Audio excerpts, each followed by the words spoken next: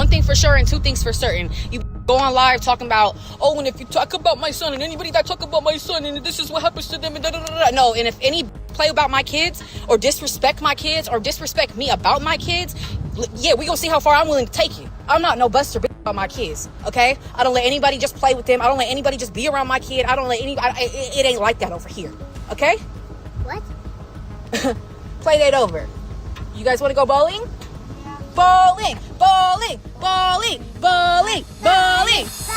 Yeah, just PSA, I didn't approve for no crackhead to be around my kids, so I hope everyone's in the same place when I arrive. I'm on the way. I'm on the way. Well, not only did Chrisean show up unannounced and uninvited, but she also went live and showed Jaidyn's kids. Hi, Sonny. Oh yeah, I can call him Sonny. Come on, JJ. Hey, brother. Look. Go. Look. All I asked her was, do you want me to bring the baby up there? No, I don't want you touching my hair today and trying to be extra friendly so you can get Journey on camera so Jaidyn can come up there and destroy the grandkids' whole moment with their dad after 2 years. You would do that? And it didn't end there because Chrisean then tried to be very touchy with Jaidyn's kids. In another live stream, she tried to touch Jaidyn's daughter, but Carlissa immediately checked her and put her in her place. All right, don't touch her. Carlissa. I'm telling you right now, don't touch her. Right. You can't touch her. Right. You can't touch her. This is the boogie girl right here, bro. What, so you're known for your hands? She the reason. No. She the reason Rock Tooth missing. No, because that was before, right? No, she's the reason, bro. I thought you weren't around during the early days of the show. I've been around. The day Blueface walked free, peace dissolved like mist under the sun. The city watched the reunion with hungry eyes, waiting for the next public meltdown. What should have been quiet hours of family return instead ignited the latest storm.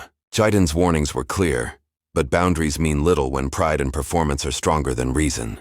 Chrisean's arrival at the arcade was not accidental. It was an announcement. A live stream, a flashing smile, a camera catching the faces of children who never asked for the spotlight.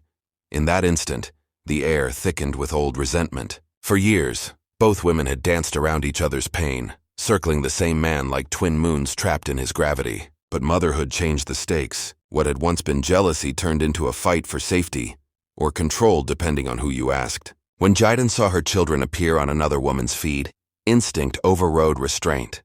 To her, it wasn't just disrespect. It was invasion. By the time she arrived, cameras were off, but tensions burned hotter than ever. The security presence was the only thread keeping chaos from spilling over.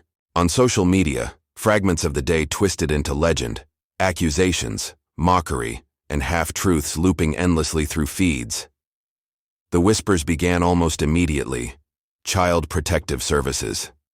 Restraining orders. Poison. Each rumor sharper than the last, each headline feeding the next cycle. Outsiders debated motives while insiders clung to their chosen sides. Beneath it all lay one quiet, unshakable truth. None of them were fighting for love anymore. They were fighting to win, to survive the storm they built themselves.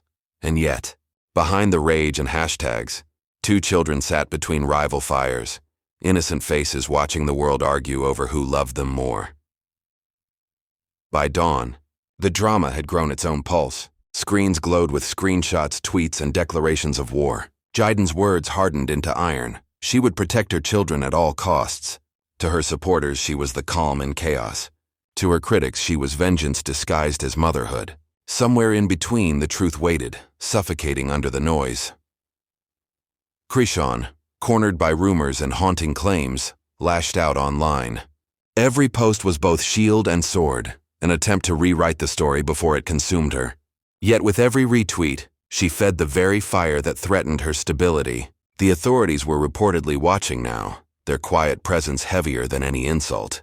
CPS, restraining orders, unspoken investigations, all pieces in a puzzle built from hurt and history.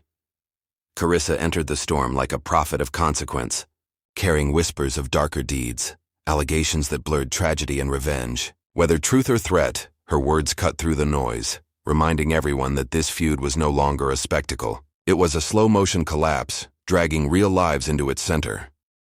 As days stretched into nights, none of them seemed to realize that the internet had become their courtroom, their diary, and their undoing.